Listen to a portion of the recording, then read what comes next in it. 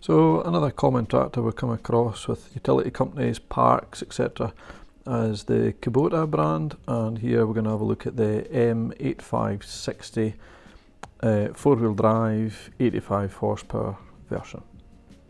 So lower the front guard if you've got one fitted. Usually if you've got a front loader you'll find you've got this protective guard on the front as well. So pull the pin, lower that down, and then pull the catch at the bottom of the bonnet, and that will then allow you to raise the bonnet, and you can then do your daily checks.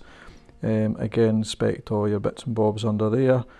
You can also get to the engine oil without actually doing the having to lift the bonnet there as well. You'll also see the fuel tank just next to the steps on entry into the cab. As you enter the cab, you'll see on the floor you've got your clutch, your steering wheel adjuster, your independent brakes, and then in the distance your foot throttle or accelerator there as well. One criticism I would have would be that the steering wheel only adjusted the tilt and it didn't actually have a rake or height adjustment, so if you were quite tall you could have the seat relatively high but stooping down to the steering wheel. This one had 6 gears with 3 ranges and a park facility on the gearbox as well. Also behind the seat you had a rear linkage drop rate speed adjustment, and on the floor behind the foot throttle there you can see your foot diff lock.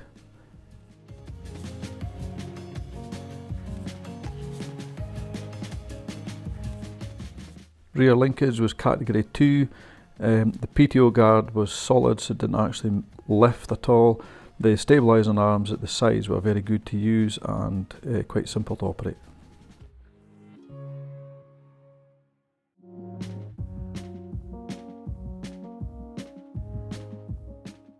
Two spool valves fitted to this one, and one was set for double acting and the other one was set for single acting, and a handy little diagram there so you know which way around to put the pipes on the actual spool valves as well.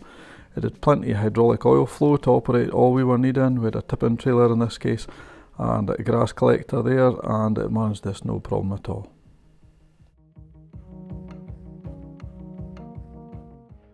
Now the pickup hitch in this one wasn't an extendable hitch, and quite often you can still get around this okay, but in this particular model it was very hard to see the actual hitch without having to make the machine safe and actually physically lean out the back window to see what was going on. So perhaps if you're looking at this you'd want to splash out in the extendable hitch to make life a wee bit easier for you.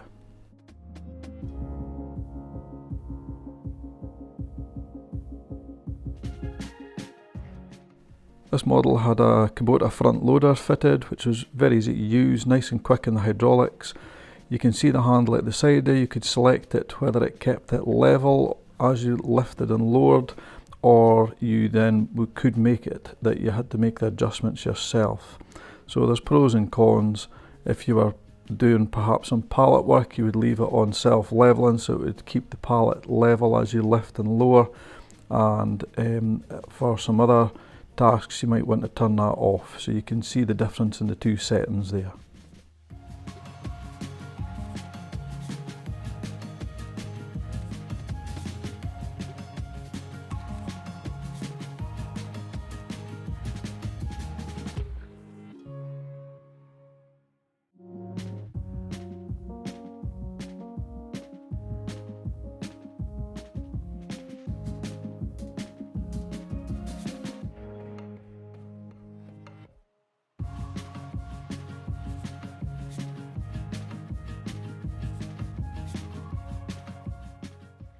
When it came to changing attachments on the front, it was relatively easy to see.